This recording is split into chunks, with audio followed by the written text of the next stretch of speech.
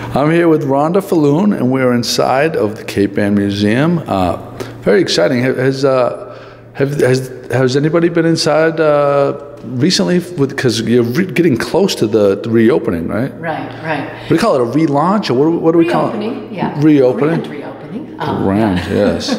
Yeah, we've been closed for about 10 months due to renovations, and so we'll reopen with a gala on August 16th, and then the whole museum will be open August 19th, Tuesday, to the public.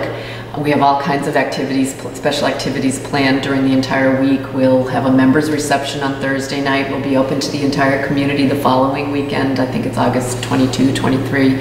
And we just really want people to come in and see what we've done. And I think they'll be pleased to see that we're able to tell the Cape Ann story in a much better way than we did before we did the renovation. When you talk about a renovation, this is an extensive renovation, top to bottom, really, right? And the 10 months may not seem like a long time, but if anyone is a downtown resident, a Pleasant Street person, which is kind of like the epicenter of downtown, they've seen the number of minivans and work vans and trucks, and when I came in here to speak with you, this has like been a beehive. There's like 30 people milling around trying to get it ready for this opening on August 16th, was it? Yes, yeah. So why don't we have the level 2 floor plan right here, and why don't we talk about some of the changes that have been made? Okay.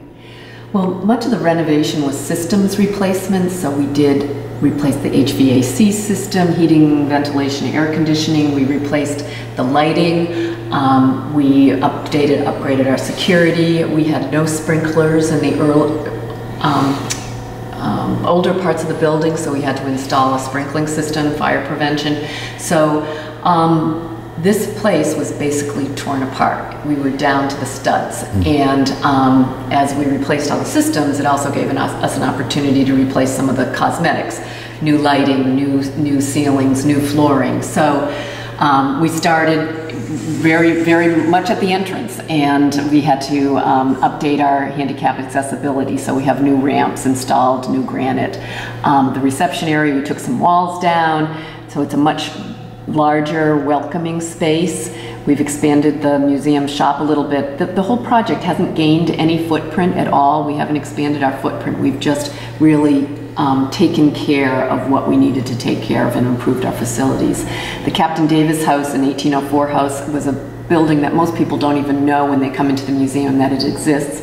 We put a beautiful glazed door here and moved the entrance so that more people are aware that the house is there.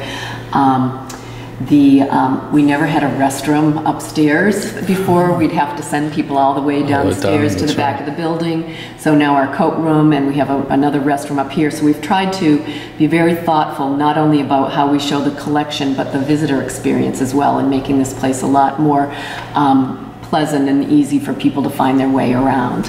We're standing right now in this space that used to be a corridor. It was never really a gallery, and now we call it the Central Gallery. And what it will do, in here is a central gallery. This space did not really exist before. It was a corridor. And now this is our place where we will use it as an orientation space, sort of the educational center of the museum. Before, people didn't really understand. When people come to Cape Ann, if you're not from Cape Ann, you don't understand what Cape Ann is.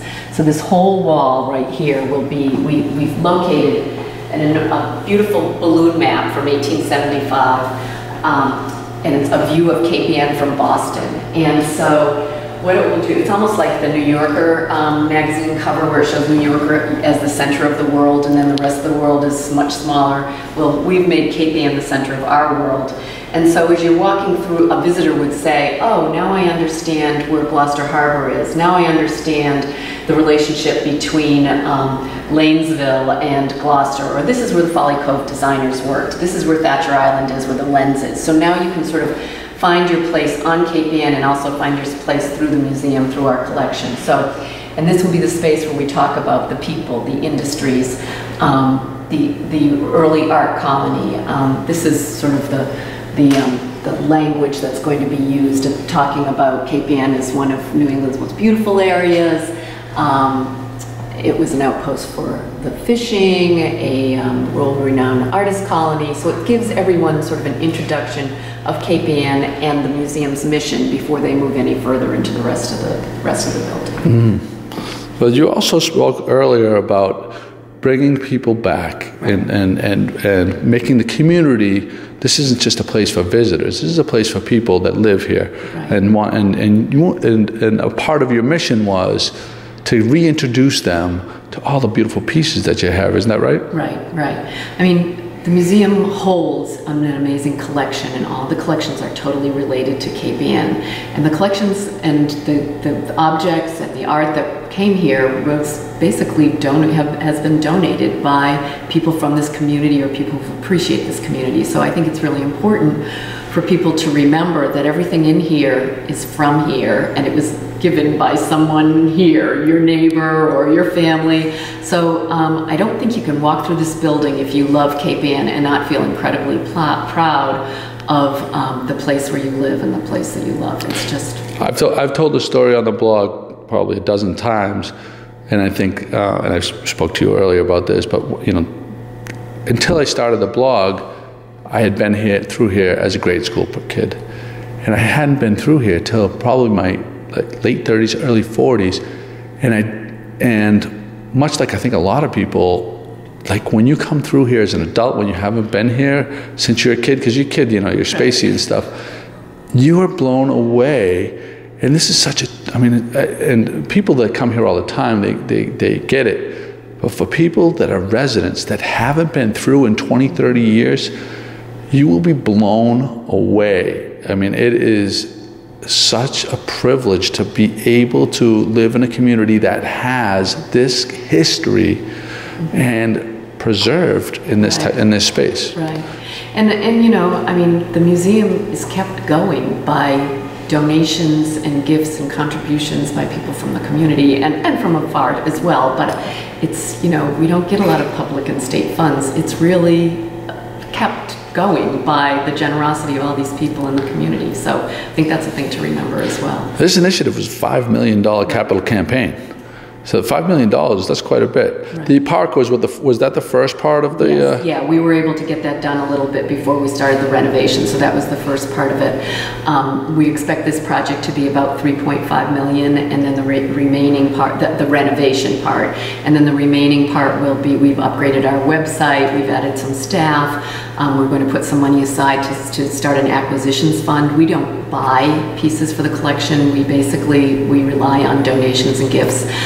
So we're hoping to at least start some seed money for acquisitions. So if something comes up, we have the ability to go ahead and say, this shouldn't leave Cape Ann, this belongs in this museum.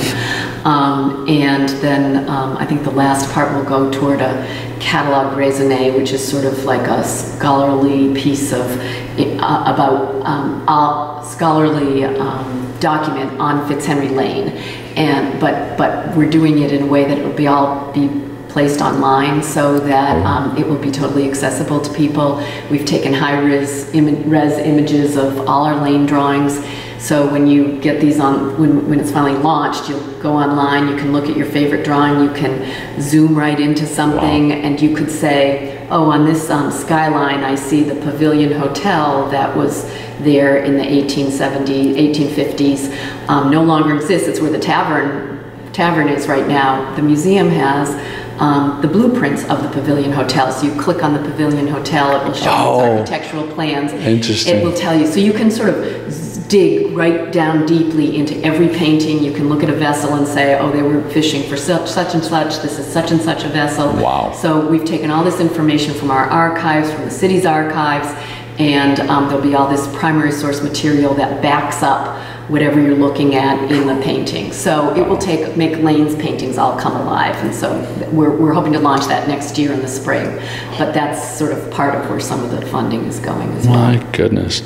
So for people to get more information, what the website is? Yep, www.capeannmuseum.org. .org. Okay, and I'm sure there's schedules of events, so people will be able to keep up with these different things as they can see the renovations. There are photos from the beginning of the renovation, and so that's sort of interesting to see where we started and where we are now. And yes, exactly, all the events that are coming up.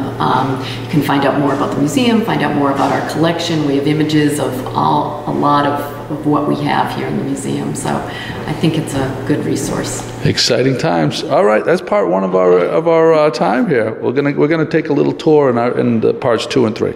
Thank you.